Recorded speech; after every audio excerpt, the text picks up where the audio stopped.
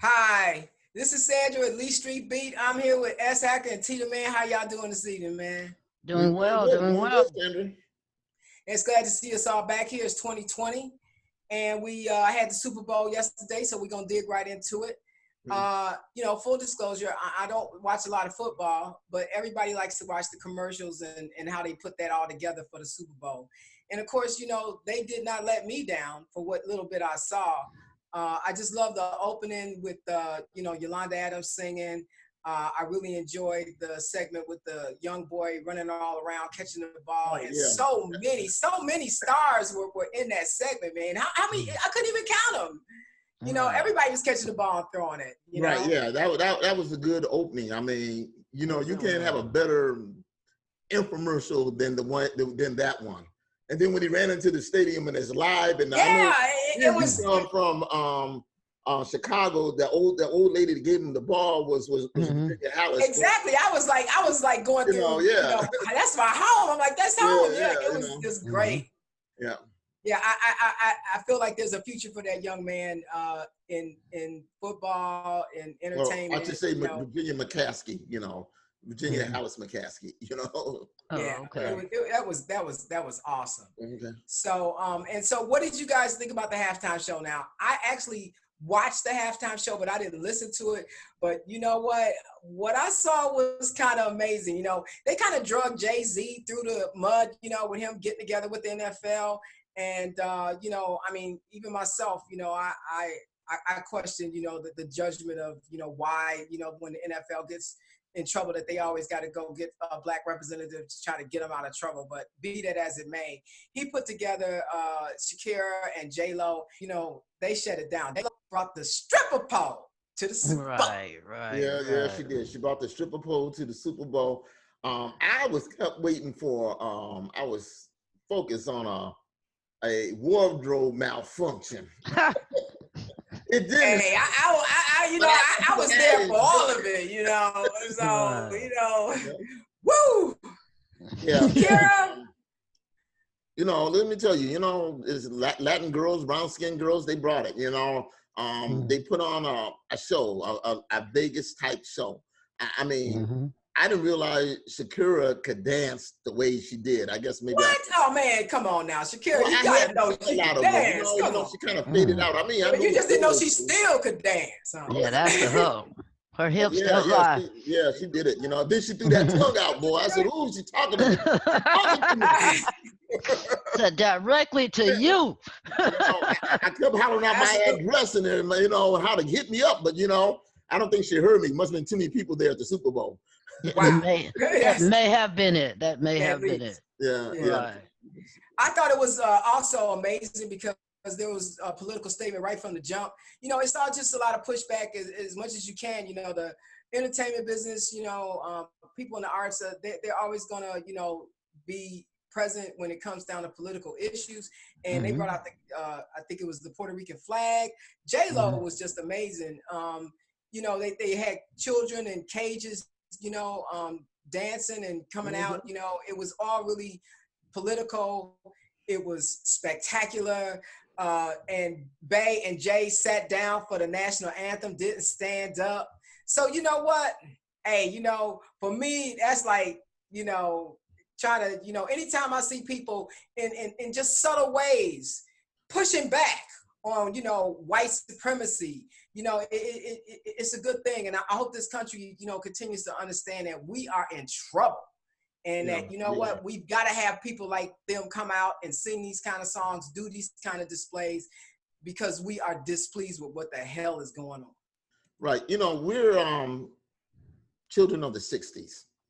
And I remember growing up, it was John Carlos and Tommy Smith, Black Power signs. We didn't ever, at the high school, we never stood for the national anthem. We sat down. I never did, not in high school.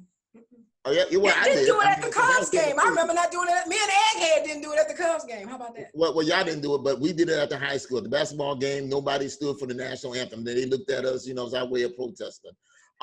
So, you're like a little bit younger, so that's why. But I'm saying me and Egghead, we didn't stand for the national anthem when we went to the Cubs games.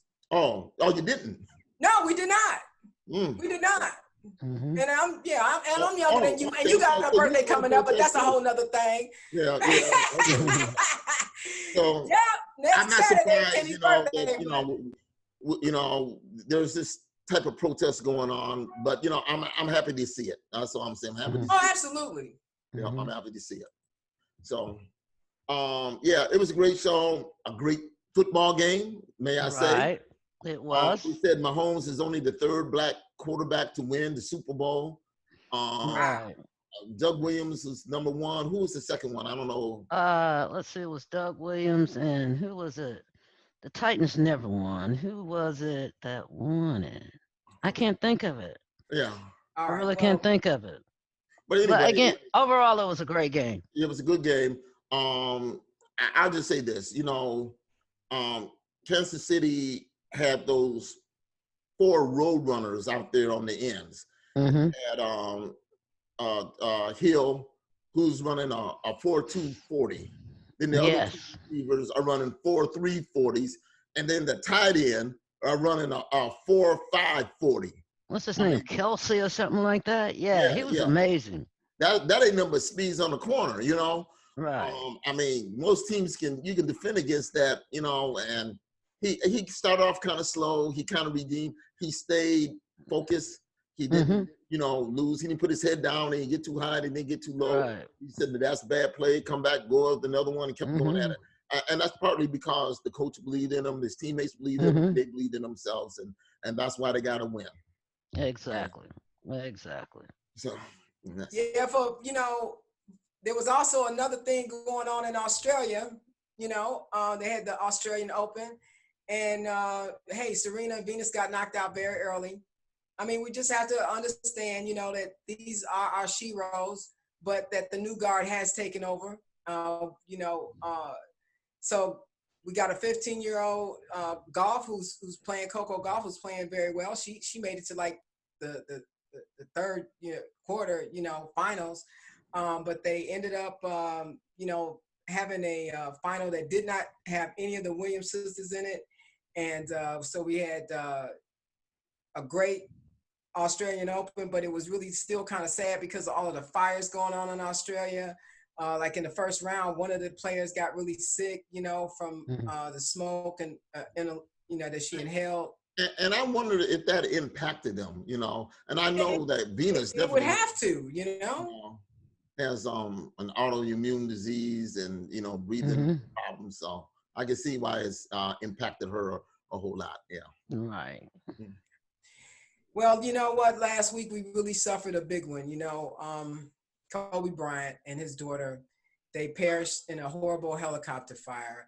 Everybody around the world has just been affected. I mean, that we really have. It's just, you know, our hearts from Lee Street Beat certainly goes out to, you know, the Bryant family and all of the other people who were involved in the accident. It's just been heartbreaking. I mean, where were you at when you found out? I was here. I was right here at the computer. I was online looking at something. And my daughter called me. She said, "Hey, did you hear about Kobe Bryant?" I said, "What about Kobe Bryant?" She says, "Well, he got killed in a helicopter accident." I said, "A helicopter accident?" Right. You know, helicopters usually don't fall out the sky. I mean, so I turned on the news and I didn't see anything. And then about 5 minutes later, bam, it was like the whole world found out.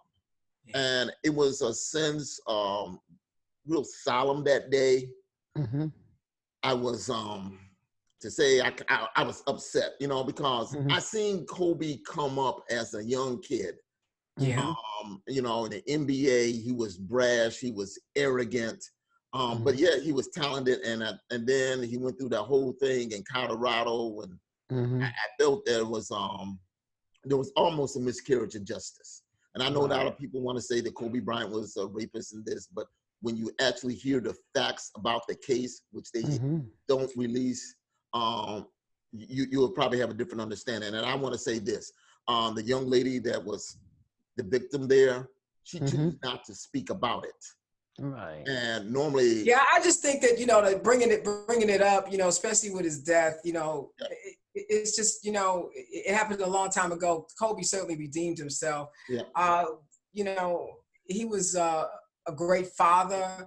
You know, I mean, Kobe wasn't perfect, but you know, all in all, I mean, it was just a horrible situation, and Right. and the whole country's just the whole world's really just grieving. I mean, Yeah. you know, he did a lot with kids in China, teaching them basketball. You know, Kobe, you know, he grew up over, you know, overseas, so he was just so much bigger and broader. So, you know, I just, you know, it happened, you know, and yeah, but he was just great.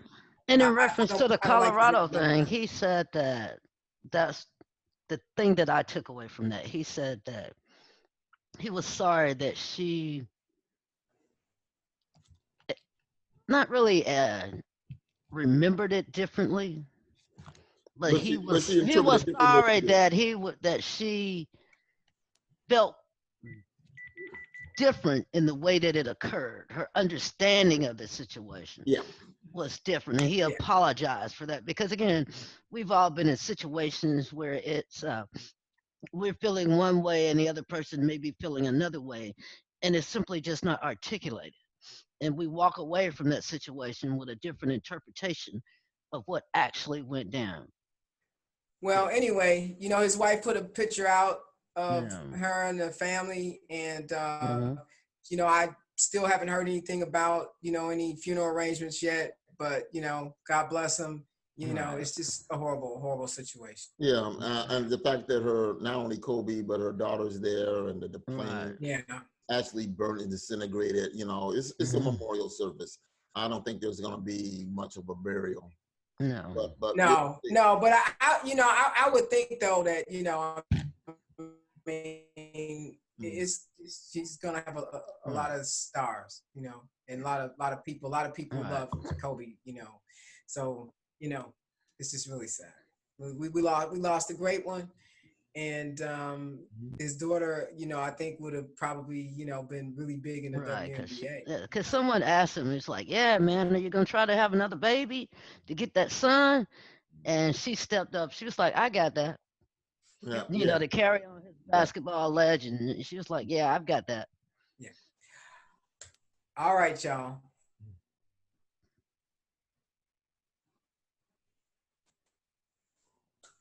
Okay. Well, Donald Trump has been impeached. Yes, Mitch McConnell and the Republican GOP in the Senate have totally turned their backs on 75% of the country that wanted to have a fair trial, wanted a trial with witnesses. We all say that because we know if we had a trial that there would be some witnesses. This man has not released one document. He's not let a number of different people that were subpoenaed as witnesses to come forward and speak. And they will vote to not remove him. Not remove him from office. I mean, that's what they're gonna do. And not even hear any more witnesses, even though John Bolton's book has been leaked. It's gonna come out in another month and a half with all of the and there's more going on besides Ukraine, and that's what John Bolton's book says. It's just not Ukraine.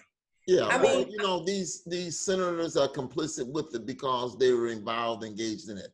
You got one of the president's attorneys involved. Couple of his attorneys involved. Shoot. Listening in. Moscow Mitch, that's why he's called Moscow Mitch. He's getting money from the Russians, and the Russians are funneling the money through the NRA. They're not going to cut off their pipeline. That's their lifeline, the NRA money through the Russians, and they're not going to cut their nose despite their face. It just shows you that to them it's always party first before country. Exactly. And you know, basically they're immoral and they're cowards. They've always been that way, but now it's been exposed. And the thing is, there's a couple bites at this apple. They knew they weren't going to remove them, but now hopefully we can remove some of them. Exactly. Amen. You know, we can't get them all in one scoop, but we can get enough of them. We get that Senate. She's gone. Susan Collins, she's gone. Cory Gardner, he's gone. That's three right there. Exactly. And the guy who's retiring and said that Trump did it, but said he didn't vote to do it. Lamar Alexander. Oh, Yeah, well, exactly. he was never going to do it. Listen, this is the Confederate South. Most of these people there that's going along with that would have been in the Confederate South. That's what it is. So, and it's the whole thing. The problem is, is Joe Biden. And to be honest with you, Joe isn't the old Joe, of the past. No, Joe is the old Joe. Well, Joe. Well, that's the problem. He's old Joe, but he's not the feisty old Joe that we used to have. And he's that's playing the middle. Fastball. Yeah, he's basically playing the middle. Right. He's not being extreme on any level. He's not going extreme right. He's saying just enough not to get in trouble with any of the extremes of either party. And then you got Bernie, he's enraged about it. But the thing about Bernie, there's passion for Bernie. I mean, and the fact of the matter, it doesn't matter who you get on the Democratic Party, all better than Trump. And then I hear him, they ask that disingenuous question to Pete Buttigieg, does he only have small city experience? Donald Trump had no experience. Had none. Exactly. I mean, he had to be held to a higher standard. And not only did he not have experience, he doesn't have any kind of skills. He doesn't have any intellect. Let's go there. Well, yeah, he don't have no intellect. His daddy never been a public servant. He knows nothing never about will be. I would like for him to be government. He's had nothing but failed businesses. Right. And just like his marriages. Okay, so hello. Yeah. And everybody around him is corrupt. Right. Because again, if us three, if I went out and committed a crime and you guys knew about it, and you guys were interviewed by the police, and you're like, yeah, I'm just not going to talk, they will lock both of you all up. Right? This impeachment issue shows the difference that most Black Americans have already known. If you're white and you go to court, you get a different outcome than if you're Black and go to court. Yeah, because the thing about the GOP is, if they go after a goal, they're going to run over everybody in the way. And the thing that's in the way is the Constitution. They can try to roll over it. But again, this is going to bite them in the end, right? Because as Bolton said, it's not just Ukraine. All these other shoes are going to drop. And just like that dude in Iraq who threw that shoe at Bush, they're not going to miss. All these shoes are gonna hit them. I remember that.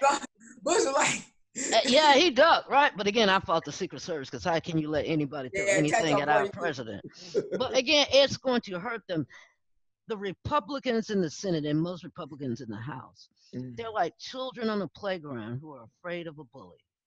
Donald Trump is the bully, and the people who enable him are the people that he is leading America for. It is not America. It is not even 50% of Americans.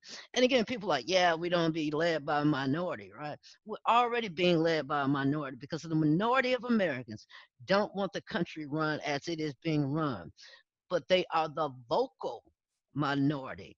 And they're going to come out screaming, and every chance they get, we want our country back.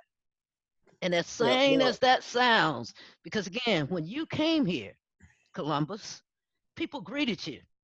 You can't discover something where people are already there.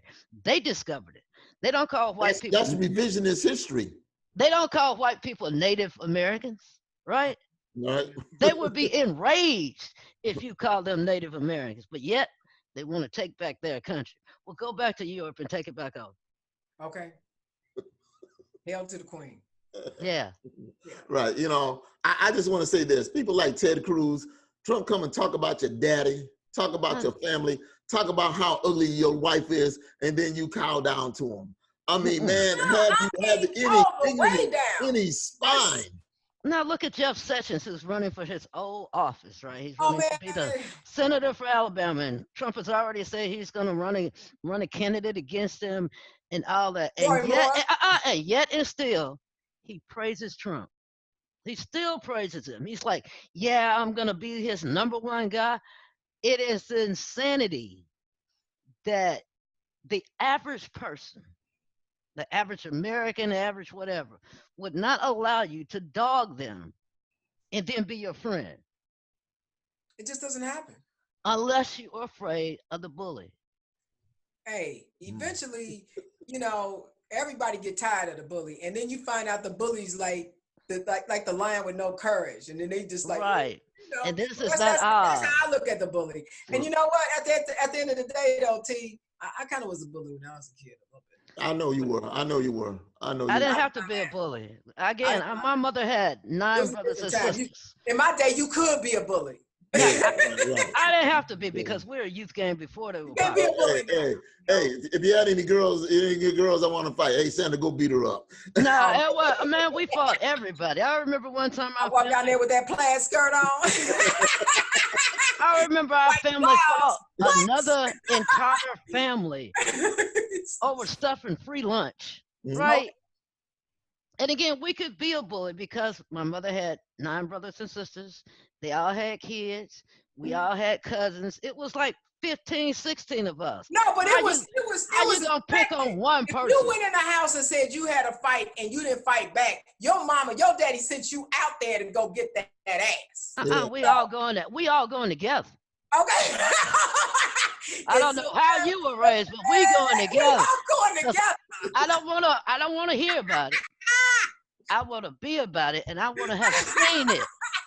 We are the type that if we didn't see it, it didn't happen. We gonna see it now. Yeah. We again, it's not like tell me what happened. No, we all going out there. They didn't have video cameras back then, so the whole family got up off the couch.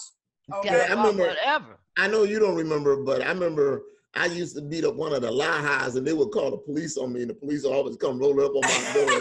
And I beat them up. And I would say, I beat him up.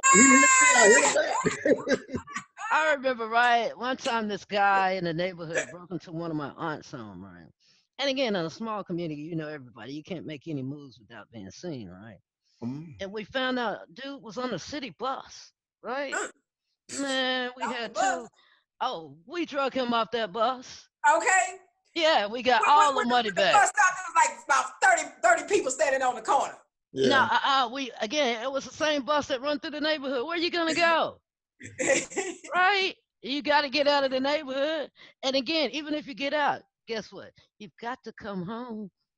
Well, all I can say is I'm so glad I used my Christian values and forgave. Yeah, I turned the other cheek. Okay. With the ass bone of a jaw, I turned that cheek. After all that fighting, then you know, she ended up on the peaks. And I went back and had some Kool-Aid. Okay. Amen. Yeah, keep it southern. All right, y'all.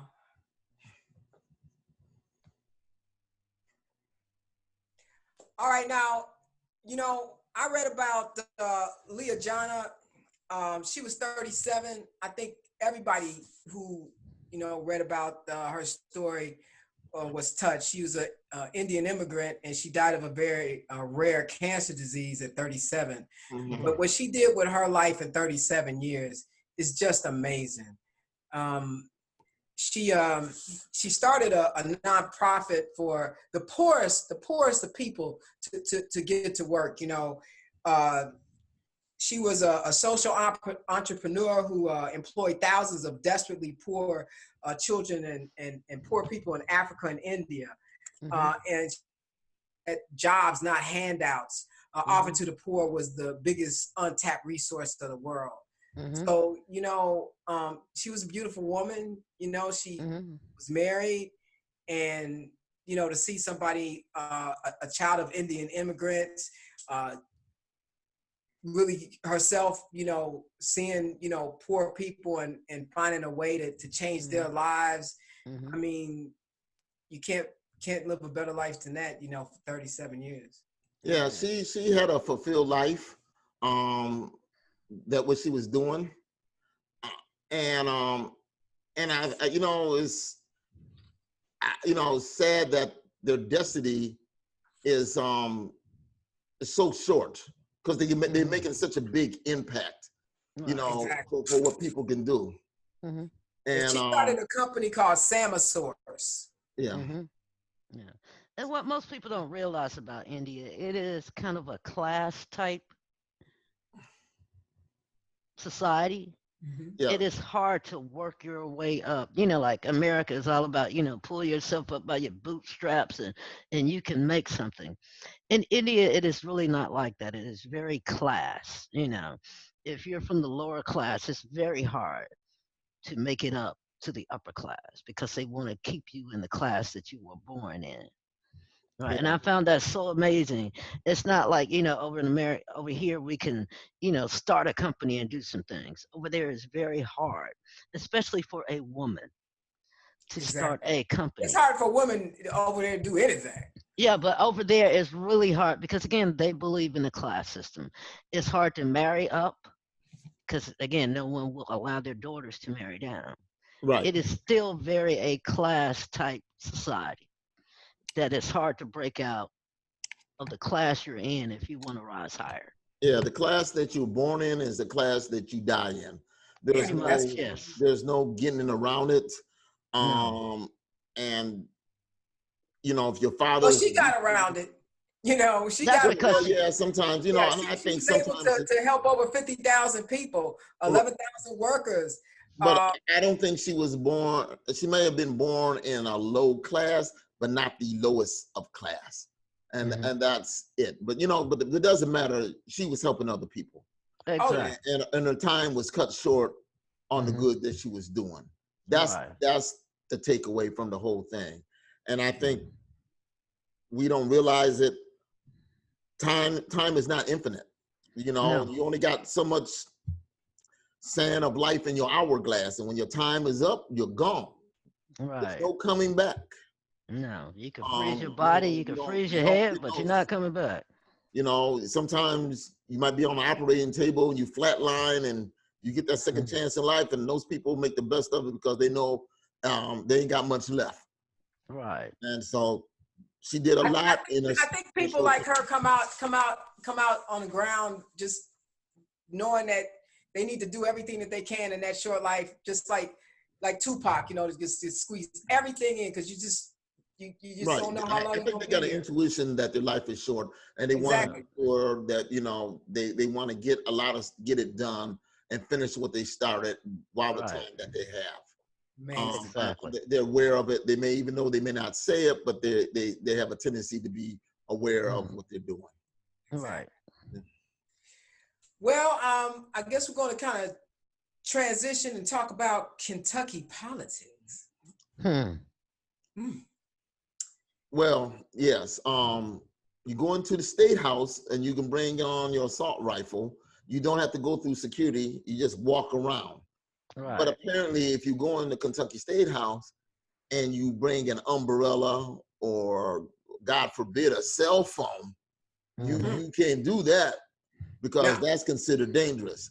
I mean, listen, this is Mitch McConnell's state, and I don't know who. Did they storm the doors or something? Did they storm the State House? Well, you know what? If they storm the State House, you push the buzzer. That's it. It just shows you how the social unrest that we have as a society. I mean, I'm not gonna lie. Kentucky needs to get it together. They need to get Mitch McConnell out of there. Whatever. I'll tell you one state house they won't storm like that. They won't storm the Illinois State House. They will not. No, I guarantee you that. Absolutely not. And you know what? I tell you what else they ain't going. They're not rolling up in nothing in Dallas. Okay, in Texas, period. Yep. I'm telling you, they got armed guards out of everywhere in Texas. It's no. Well, again, you go to Subway in Texas, the person preparing your sandwich is strapped. You go to the movies, somebody, the usher may be strapped. Texas is all about the Second Amendment so far as like, if you want a gun, yeah, you could get a gun and you can carry it wherever. Absolutely. That's Texas, right? So again, I'm not shocked by any gun violence or any gun activity in Texas. It does not shock me at all. It's like any crazy. Yeah, now we're Texas. We're home of the Alamo and all that. Yeah, again, I think a lot of people get twisted, like America is this Christian society. No, everything America that we that Americans claim, especially these people like, yeah, my country, it was taken by force. Yeah. Right. We have Our history always is bloody. Our history, and I say our history, it's really the white man's history. exactly because again, even you know, you even back in the enslaved, westerns, right? rape them. Yeah, even back in the westerns, right? Whenever the army won, it was the battle of such and such, right? If the Native Americans won, it was the massacre of such and such and such, right? How could it be a massacre? You just lost that battle. Again, people die in all battles, right? What makes one a massacre and the other a victory at Fort such and such, right? Again, we Americans are used to taking things by force.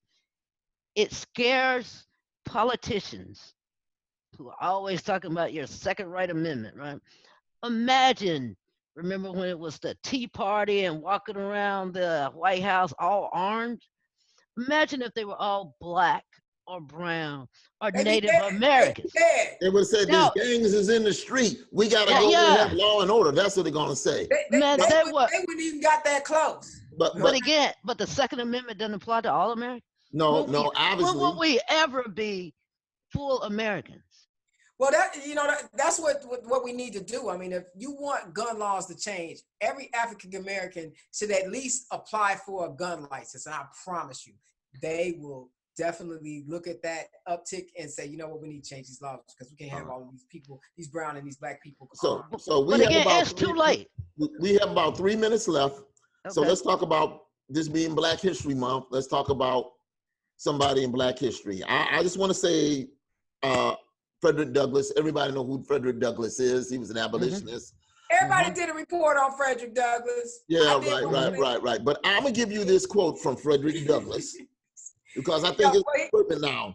Yeah. He stated that the life of a nation is secure only while the nation is honest, truthful, and virtuous.